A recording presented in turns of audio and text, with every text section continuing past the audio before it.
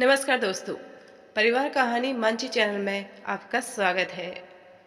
आज की कहानी का नाम है डिलीवरी रूम से सीधे रसोई तक। अस्पताल से फोन आया है, बेटी की डिलीवरी हो गई।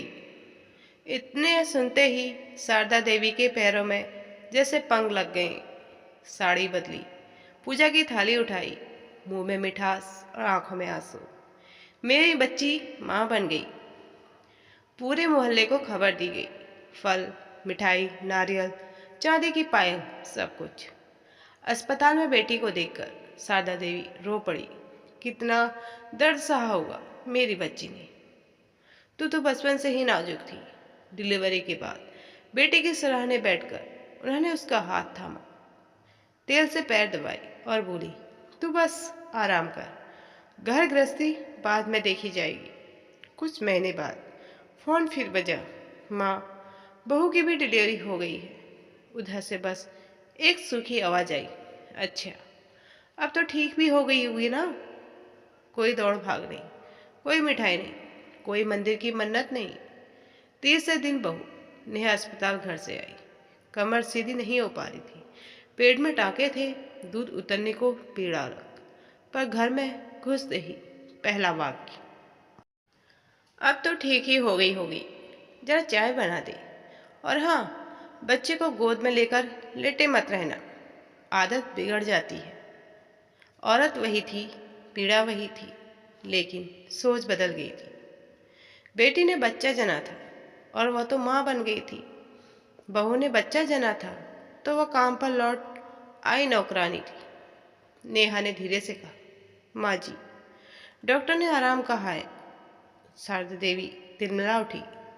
जमाने में औरतें खेत में काम करके बच्चा जनती थी, और तू है कि 4 दिन में बीमार बन गई। कटाक्ष किया। रात में बच्चा रोया। नेहा की आंखें नींद से लाल थी। सास बोली, बेटी होती तो हम खुद उठा लेते, लेकिन बहू है, सीखनी पड़ेगी सब जिम्मेदारी। नेहा समझ गई, यह घर उसका नहीं, वह खुद भी किसी की नहीं। वह बस बेटी की बीवी थी और पोते की देखभाल मसीह। टूटने का पल, एक दिन नेहा बेहोश होकर गिर पड़ी। डॉक्टर ने कहा, पोस्ट डिलीवरी कमजोर है, आराम नहीं मिला तो हाल बुरा हो सकता है। शारदा देवी चुप थी, पर उसी शाम बेटी का फोन आया, माँ, मेरी कमर में दर्द है। बस फिर वही पुराना रूप। अरे मेरी बच्ची, तू कुछ मत कर, मैं आ रही हूँ। सच्चाई का तमाशा। नेहा ने पहली बार सीधे सवाल किया, माँ जी, जब आपकी बेटी माँ बनी तो वह नाजुक थी, और जब मैं बनी तो कामचोर।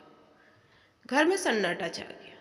शारदा देवी के पास कोई जवाब नहीं था, क्योंकि जवाब होता तो भी सच्चा नहीं होता। नेहा ने मायके जाने का फैसला किया। जाते जाते बस इतना कहा, औरत पराई नहीं होती, सोच पराई होती है। दरवाजा बंद हुआ।